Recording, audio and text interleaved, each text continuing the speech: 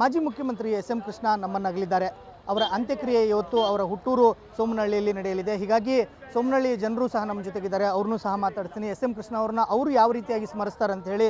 Sir, ನಾಡು ಕಂಡಂಥ ಧೀಮಂತ ರಾಜಕಾರಣಿ SM. Krishna ನಿಮ್ಮೂರಿನವರೇ, ಅವ್ರನ್ನ ಯಾವ ರೀತಿಯಾಗಿ ನೆನಪು ಮಾಡ್ಕೋತೀರಾ? ಅವರು ಅಮೇರಿಕ ಹೋದಾಗ ಚೆನ್ನಾಗಿ ಓದವ್ರೆ, ಚೆನ್ನಾಗಿ ಮಾಡವ್ರೆ. ನಮ್ಮ ಸೋಮನಹಳ್ಳಿ ಇಂಟ್ರೆಸ್ಟ್ ಏರಿಯಾ ಚೆನ್ನಾಗಿ ಇಂಪ್ರೂವ್ ಮಾಡಿದ್ದಾರೆ. ಮಂಡ್ಯ ತಾಲೂಕೆಲ್ಲ ಇಂಪ್ರೂವ್ ಮಾಡಿದ್ದಾರೆ.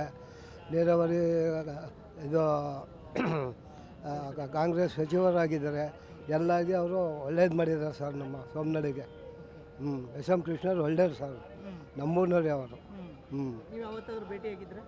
ನಾವು ಅಂದರೆ ಅವರು ಭೇಟಿಯಾದರೆ ಈಗಾಗಲೇ ಸುಮಾರು ವರ್ಷ ಆಯಿತು ಸರ್. ಅವರು ಗೆದ್ದಾಗ ನಮ್ಮ ಮಲ್ಲೇನ ನಗರ ಅಲ್ಲಿಗೆ ಬರ್ತೀವಿ ಅಂತ ಹೇಳಿದರು, ಅವ್ರಿಗೆ ಬರಲಿಲ್ಲ.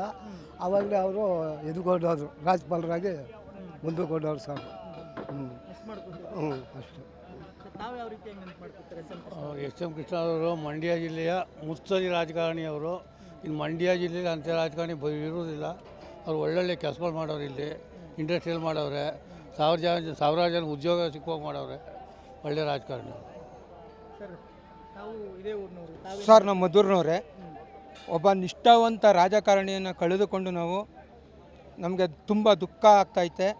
ಮತ್ತು ಅವರು ಮಾಡಿರುವಂಥ ಕೆಲಸ ಕಾರ್ಯಗಳು, ಮತ್ತು ITBT ಆಗಲಿ, ಒಬ್ಬ ರಾಜ್ಯಪಾಲರಾಗಿ, ಒಬ್ಬ ವಿದೇಶಾಂಗ ಸಚಿವರಾಗಿ ಹಲವು ಕಾರ್ಯಗಳನ್ನು ಮಾಡಿ ಅವರು ಸೈ ಎನ್ನಿಸಿಕೊಂಡ ಧೀಮಂತ ರಾಜಕಾರಣಿ ಸರ್ ಅವರು.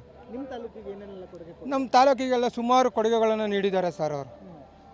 ಅವರು ರಸ್ತೆನೇ ಆಗಿರ್ಬೋದು, ಮತ್ತು ಬೆಂಗಳೂರಿನಲ್ಲಿ ಮಾಡಿರುವಂಥ ITBTನೇ ಆಗಿರ್ಬೋದು, ಮತ್ತು ನೀರಾವರಿ ಯೋಜನೆ ಎಲ್ಲ ಥರ ಕಾರ್ಯಗಳನ್ನೆಲ್ಲ ಕೆಲಸ ಕಾರ್ಯಗಳನ್ನೆಲ್ಲ ಮಾಡಿದ್ದಾರೆ ಸರ್. ನಮಗೆ ಅಂಥ ರಾಜಕಾರಣಿಯನ್ನು ಕಳೆದುಕೊಂಡು ನಮಗೆ ದುಃಖ ಬರ್ತೈತೆ ಸರ್. ಮತ್ತು ಈಗ ಅವರ ಹುಟ್ಟೂರಾದ ಸೋಮನಹಳ್ಳಿಯಲ್ಲಿ ಅವ್ರನ್ನ ಅಂತ್ಯಕ್ರಿಯೆ ನಡೆಯಲಿದೆ. ಇವತ್ತು ಸಾಯಂಕಾಲ 3 ಗಂಟೆಗೆ ಅವರ ಅಂತ್ಯಕ್ರಿಯೆ ಸರ್. ದರ್ಶನ ಮಾಡೋಕ್ಕೆ ಬಂದಿದ್ದೀವಿ ಸರ್ ನಾವು. ಇದು ಅವರ ಹುಟ್ಟೂರಿನ ಜನ. ಎಸ್ ಎಂ ಕೃಷ್ಣ ಅಂದರೆ ನಮಗೆ ಒಂದು ಪ್ರೀತಿ. ಅವರು ಈ ಭಾಗದ ಜನರಿಗೆ ಸಾಕಷ್ಟು ಅಭಿವೃದ್ಧಿ ಕೆಲಸಗಳನ್ನು ಮಾಡಿದ್ರು. ಈ ಭಾಗದ ಏನು ಯುವಕರಿದ್ದಾರೆ ಅವರಿಗೆ ಉದ್ಯೋಗ ಕೊಡುವ ಕೆಲಸವನ್ನು ಸಹ ಮಾಡಿದ್ರು. ಹೀಗಾಗಿ ಎಸ್ ಎಂ ಕೃಷ್ಣ ಕೇವಲ ಬೆಂಗಳೂರು ಮತ್ತು ರಾಜ್ಯಕ್ಕೆ ಮಾತ್ರ ಸೀಮಿತರಾಗಿರಲಿಲ್ಲ. ಅವ್ರ ಹುಟ್ಟೂರನ್ನು ಸಹ ಅವರು ಯಾವತ್ತೂ ಮರಿತಿಲ್ಲ ಅನ್ನೋ ಒಂದು ಮಾತುಗಳನ್ನು ಅವರ ಹುಟ್ಟೂರಿನ ಜನ ಹೇಳ್ತಾ ಇರುವಂಥದ್ದು. ಕ್ಯಾಮರಾಮನ್ ಪಂಪಪತಿ ಜೊತೆ ವೀರೇಶ್ ದಾನಿ, ಗ್ಯಾರಂಟಿ ನ್ಯೂಸ್, ಮದ್ದೂರು.